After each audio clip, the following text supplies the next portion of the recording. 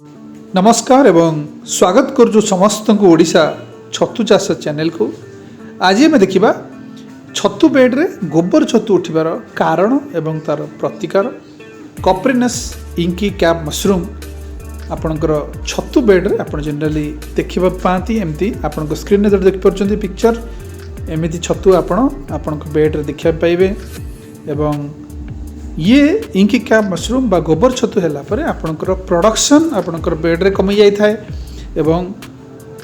छतु जेतिक आपणकर बेड रे मिलिबा कथा सेतिक मिले नाही। आपण स्क्रीन देख पारुथिबे इंकी कैप मशरूम बा गोबर छतु बहुत बड़ा बड़ा मध्य ही पारे जेमती आपणकर स्क्रीन रे आपण देख पारुछंती एवं ये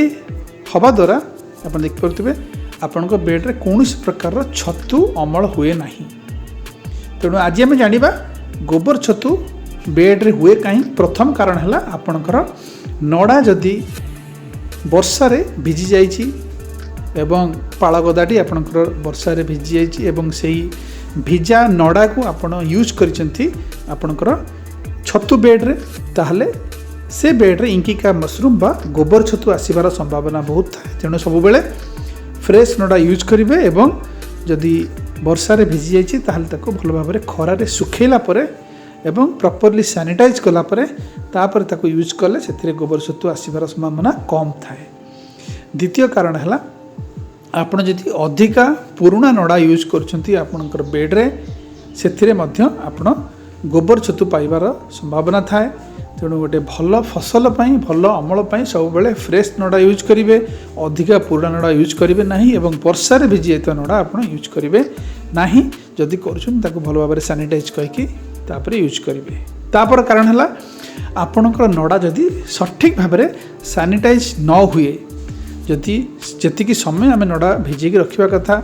12 ରୁ 14 घंटा एवं ताको प्रॉपर्ली बबिस्टिन बा आपणकर जो सैनिटाइजर अच्छी जोटा कि आम यूज करूँ आम पानी सैनिटाइज करने नड़ा सैनिटाइज करने से प्रॉपर्ली वे रे आम जदि नड़ा को सैनिटाइज करूँ ताहले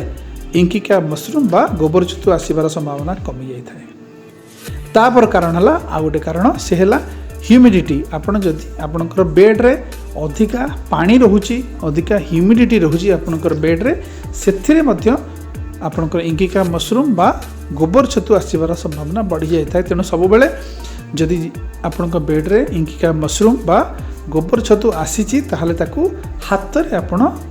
आपण वीडियो देखिपारे जमी हाथ में ताकू ओपाड़ी फोपाड़ी दूसरी सेमती आपण हाथ में सबू गोबर छतु को निज हाथ में ओपाड़ी फोपाड़ी देवे एवं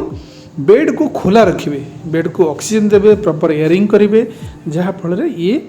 इंकी कैप मशरूम बा गोबर छतुटा आस्ते आस्ते समाप्त हो आपंक बेड रे। तेणु आउ गोटे कथा ध्यान रखिए जितेबाला आप गोबर छतुटी को हाथ में तोलुंट हाथ में ओपाड़ुंट आपड़ देखिए गोबर छतुर कौन अंश जमी अन्य बेड को टच न करे और आपण हाथ प्रॉपर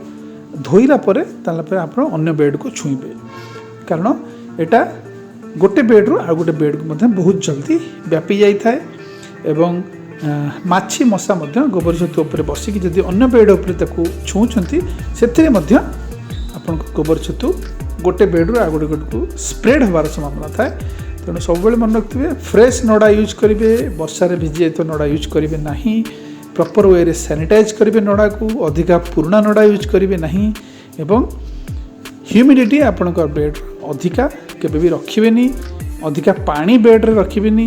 जितिकी रहिया कथा पानी सेतिकी आपणकर बेड रखिबे एवं जदि आपण फील करूछंती आपणकर बेड रे अधिका ह्यूमिडिटी ही जाइछि अधिका पानी आसी जाइछि ताहले बेड को खोला रखिबे एयरिंग देबे प्रॉपर एयरिंग देबे फल रे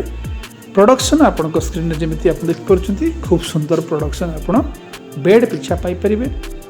एवं कौन बेड आपणकर मारा हेनी और कौन बेड रे इंकी कैप मशरूम बा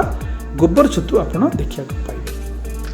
वीडियो केमती निश्चय जनइबे चैनल को लाइक शेयर सब्सक्राइब निश्चय करेंगे। आप किसी मतामत थे कमेंट बॉक्स में कमेंट निश्चय करेंगे मु तार उत्तर देवाई चेष्टा करी। वीडियो देखते आप समस्त बहुत बहुत धन्यवाद।